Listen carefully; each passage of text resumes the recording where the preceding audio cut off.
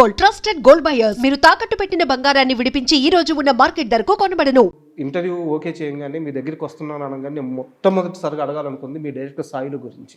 Sir ఆయన చాలా ఇంటర్వ్యూలో చూశాను, ఈ చేతులు ఇట్లా వదిలేస్తున్నారు, ఇలా కట్టుకుంటున్నారు, ఈ కాళ్ళు ఇట్లా లేపుకుంటున్నారు, అంటే ఆ మనిషి ఇంకా ఆ మట్టితనంలోనే ఉన్నారు. కరెక్ట్ సార్, పొల్యూట్ అవలా. అవును సార్, అవును ఆయన చూస్తుంటే ఒక మనిషి ప్యూర్ ఫామ్ లాగా కనిపిస్తున్నారు. Correct sir. మీ దగ్గరికి ఆయన ఎలా వచ్చారు?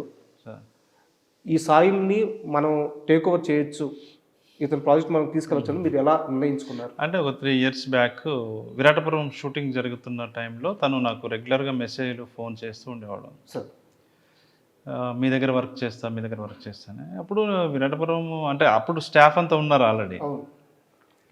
అది రిలీజ్ అయిన తర్వాత నా దగ్గర సరే అని నేను కొన్ని అసైన్మెంట్స్ ఇచ్చా రైటింగ్వి, ఏదైనా రాస్తాను అని అన్నాడు అనమాట. అంటే రైటింగ్ అయినా చేస్తాను, డైరెక్షన్ డిపార్ట్మెంట్ అయినా పని చేస్తాను, బట్ మీతో అసోసియేట్ అవ్వాలని ఉందని వచ్చాడు. సరే నీకు కొన్ని లైన్స్ ఇచ్చి డెవలప్ చేస్తావా ఏంటి, కొన్ని సీన్స్ రాయమని చెప్పి అన్నాను. అయితే ఆయన రాసే ప్రాసెస్లో నాకు తను ఎక్కువ అర్థమయ్యాడు. ఆయన చాలా సెన్సిబుల్, హానెస్ట్ మనిషి, లోపల చాలా ఫీల్ ఉంది, ఎమోషన్ ఉంది తనకి అని అనిపించింది. వచ్చి క్లోజ్ అయిపోయినా మేము దగ్గర బాగా. ఇట్స్ లైక్ తక్కువ రోజులే రైటర్గా పనిచేసినా కూడా నా దగ్గర అంటే అప్పటికి తక్కువ రోజులే మన దగ్గరకు వచ్చి, కానీ చాలా సంవత్సరాలుగా మాతో కలిసి తిరుగుతున్న బాండింగ్ వచ్చింది. ఒకరోజు అతను అన్న నేను డైరెక్షన్ చేద్దాం అనుకుంటున్నాను అంటే, ఏంట్రా కథ ఏంటంటే ఈ ఇన్సిడెంట్ చెప్పాడు. చెప్పగానే అబ్బా ఫస్ట్ సినిమా ఇలా ఓకేనా ఏంటి అని చెప్పి కొంచెం ఆలోచించాను. మీరు అప్పటికే నిర్మాత అవ్వాలని నిర్ణయించుకున్నారు? నేను నిర్ణయించుకున్నాను కానీ అప్పుడే అవ్వాలనుకోలేదు, ఫ్యూచర్లో చేద్దాం అనుకున్నాను. బట్ ఎప్పుడైతే దాన్ని ఆ సంఘటనని కథగా మలిచాడో, అంటే అది స్టోరీ స్క్రీన్ రైటింగ్ ఫార్మేట్లోకి ఎప్పుడైతే ఆ స్టోరీని బ్లెండ్ చేశాడో, దాంతోనే ఒక కాన్ఫిడెన్స్ వచ్చింది నాకు, ఈ సినిమాని ఎట్లయినా నేను మెటీరియలైజ్ చేయాలి అని. సో అది ఫస్ట్ ఇంప్రెషన్ ఆయన మీద. ఓకే. అండ్ ఈ క్వశ్చన్ అడగడానికి కారణం ఏంటంటే సార్, రీసెంట్ ఇంటర్వ్యూలో ఆయన చూస్తే టెక్నికల్గా ఆయనకి వర్డింగ్స్ కూడా రావట్లేదు, బట్ సెన్సిబిలిటీ ఉంది, ఒక కథ రాయగల సెన్సిబిలిటీ ఉంది, స్క్రీన్ ప్లే కానీ దాని మీద ఒక సెన్సిబిలిటీ ఉంది, బట్ టెక్నికల్గా చాలా వీక్గా ఉన్నారు. అది ఆ విషయం ఆయనే చెప్పారు. సో అలాంటి ఓ వ్యక్తికి ఎలాంటి టీంని ఇచ్చారు మీరు? అంటే టెక్నికల్గా వీకేం కాదు మనోడు, ఎక్స్ప్రెస్ చేయడంలో వీకు. ఓకే. ఎవరికైనా చెప్పేటప్పుడు మంచి, అంటే ఇప్పుడు నేను మీరు ఏదైనా రైటింగ్ గురించి అడిగితే జనరల్గా ఏ ఫిలిం మేకర్ అయినా కూడా ఒక క్రిటికల్ లాంగ్వేజ్లో మాట్లాడతాం. టెక్నికల్గా మాట్లాడేటప్పుడు థీమ్ అంటాము, ఆర్క్ అంటాము, ఇంటెన్సిటీ ఇట్లాంటి ఏదో కదా, లైన్ ఆఫ్ యాక్షన్ అంటాం. అతనికి ఆ ఎక్స్ప్రెస్ చేసే విధానంలో తేడా తప్ప టెక్నికల్గా తను స్ట్రాంగే. సో మీ సైడ్ నుంచి అతనికి టెక్నికల్గా కానీ లేకుంటే వర్క్ పరంగా కానీ ఎలాంటి టీంని ఫామ్ చేసి ఇచ్చారు? అంటే నేను నితిన్ గారు ఉన్నారు, ఈటీవీ నితిన్ గారు క్రియేటివ్ హెడ్, అతను నేను ఎక్కువ క్రియేటివ్ సైడ్ చూసుకున్నాము. సో అతను కథ చెప్పినప్పుడు మాకు బాగా అందరికీ సింగిల్ సిట్టింగ్లో వాళ్ళు కూడా ఓకే చేశారు. ఓకే. జనరల్గా ఓటీటీలో కొంచెం టైం పడుతుంది, బట్ వాళ్ళు 1 సిట్టింగ్లోనే ఓకే చేశారు. అందరు కొత్త వాళ్ళే అండి, మేమేమో ఆల్రెడీ బయట ప్రూవ్ అయిన వాళ్ళని ఏమి ఇవ్వలేదు అతనికి. సినిమాటోగ్రాఫర్ 1 ఫిలిం ఓల్డ్ అయి ఉంటాడు, ఎడిటర్ కూడా 1 ఫిలిం ఓల్డ్. అందులో ఎవరైనా ఆల్రెడీ ప్రూవ్ అయిన వాళ్ళు ఎవరైనా ఉన్నారు అని అంటే నేను, అంటే తెలిసిన వాళ్ళు, జనాలకు తెలిసిన వాళ్ళు, నేను, సురేష్ బొబ్బిలి, మిట్టపల్లి సురేందర్, మేము ముగ్గురమే తెలుసు. మీది అందరు కొత్త వాళ్ళే. ప్యూర్గా డైరెక్టరే తన ఆత్మ అంతే, అది సినిమా తన హృదయావిష్కరణ సినిమా అతనే చేపించుకున్నాడు. నితిన్ గారు గైడ్ లైన్స్ ఇస్తుండేవారు తనకి, మేము కొంచెం అటు ఇటుగా ఉంటే జస్ట్ అట్లా అంతే తప్ప మొత్తం కంప్లీట్గా ఎవ్రీథింగ్ ఈజ్ సాయిల్ కాంపాటి. అంటే నైట్ మూవీస్ వస్తుంటే తెలిసింది ఏంటంటే ఆ వరంగల్ ఆ ప్రాంతంలో జరిగిన కథ అని చెప్పారనమాట. ఆ మట్టి వాసన సినిమా అంతా తెలుస్తుంది. కరెక్ట్.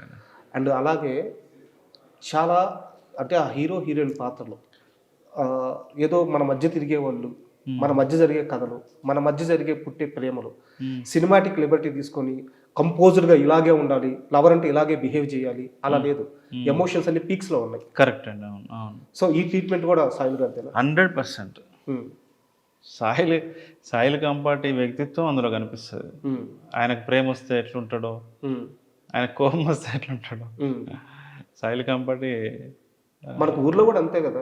అంతే కదా, ప్రేమ వస్తే దగ్గర మంచి అంతే, కల్మషం అంతే, కల్మషం ఉండదు. కోపం ఉన్నా కూడా బాగున్నారా అమ్మ ఇలా ఉండదు. కోపం వస్తే కోపం ప్రదర్శిస్తారు, ప్రేమ వస్తే ప్రేమ ప్రదర్శిస్తారు. సార్ ఫస్ట్ మూవీ నిర్మాతగా మంచి సక్సెస్ అంటే 3 ఏళ్ళ 2 ఏళ్ళ నుంచి మీరు పడ్డ కష్టం ఈరోజు రిజల్ట్ వచ్చింది. చూసిన ప్రతి ఒక్కరు బాగుంది అంటున్నారు, ఓపెనింగ్స్ బాగున్నాయి, సినిమా జనాల్లోకి వెళ్ళిపోయింది, రూట్ లెవెల్లోకి వెళ్ళిపోయింది. నిర్మాతగా ఇప్పుడు మీకు ఎలాంటి ఫీలింగ్ కలుగుతుంది? నాకు చాలా హ్యాపీగా అనిపిస్తుంది. అంటే కొంతమందిని మనం ఇంట్రడ్యూస్ చేసాం, అందరు కొత్త వాళ్ళే, కొత్త ఆర్టిస్టులు, మొత్తం కొత్త ప్యూర్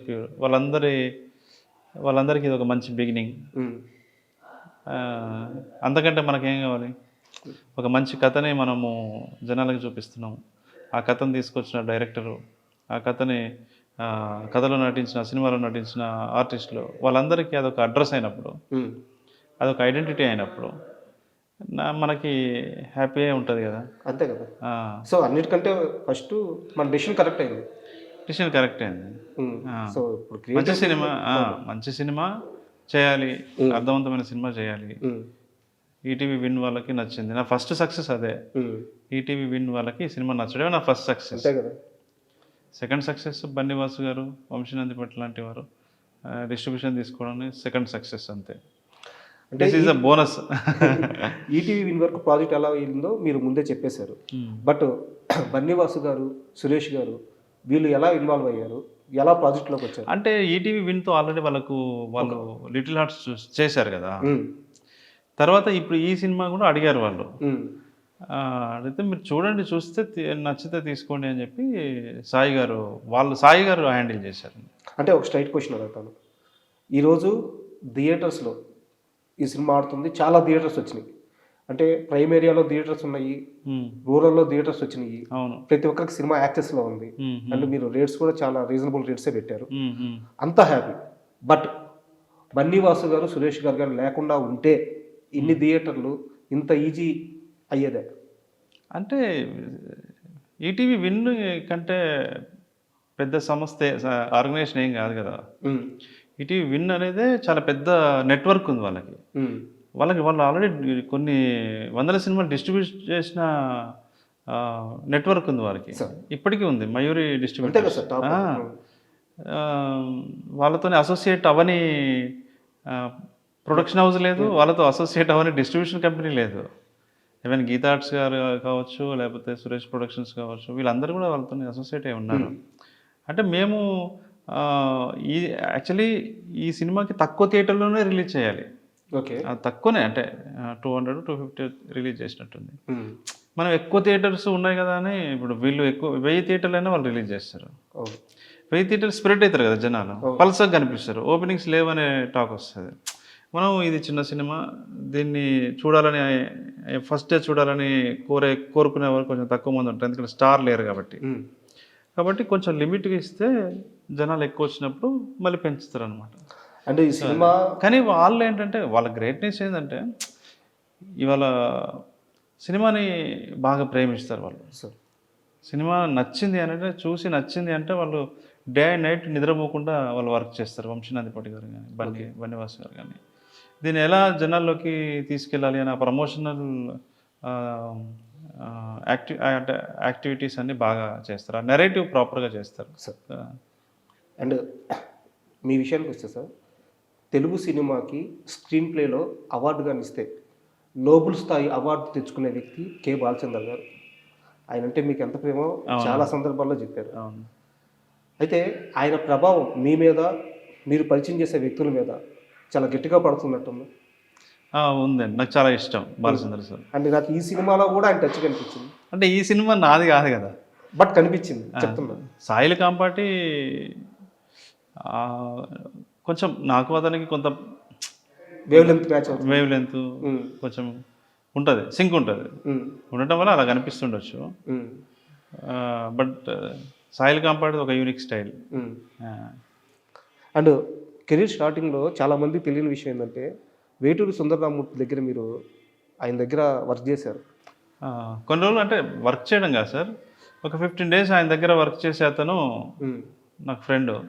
అతను ఒక 15 రోజులు ఉండటం లేదని నన్ను అక్కడ పెట్టాడు, క్లాష్.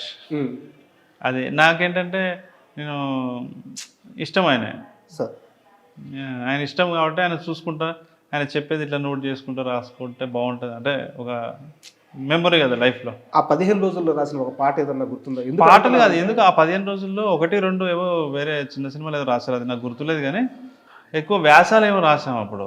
ఓకే. అప్పుడు తెలుగు ప్రాచీన హోదా కోసం సార్ ఎక్కువ, వేటూరి గారు ఎక్కువ వ్యాసాలు రాశారు, తెలుగుకి ప్రాచీన హోదా కల్పించాలి అని. సో అప్పుడు ఆయన ఆ వ్యాసాలు ఒక 3-4 ఆర్టికల్స్ ఆయన చెప్తుంటే నేను రాసేవాను అనమాట. ఓకే. నాకు ఫస్ట్ టైం తెలిసింది తెలుగుని ఇటాలియన్ ఆఫ్ ద ఈస్ట్ అంటారని. ఆయన దగ్గర తెలిసింది. And for more videos, Please subscribe to iDream. Please subscribe to iDream. Please subscribe iDream. And please subscribe to iDream. For more videos, subscribe to iDream. please like, share and subscribe to the channel. Congratulations, iDream. Subscribe to iDream. Subscribe to iDream. So subscribe to iDream Media. iDream ki iDream team andarki huge congratulations. Please subscribe iDream Media. Please subscribe to iDream. Subscribe iDream. Please subscribe to iDream.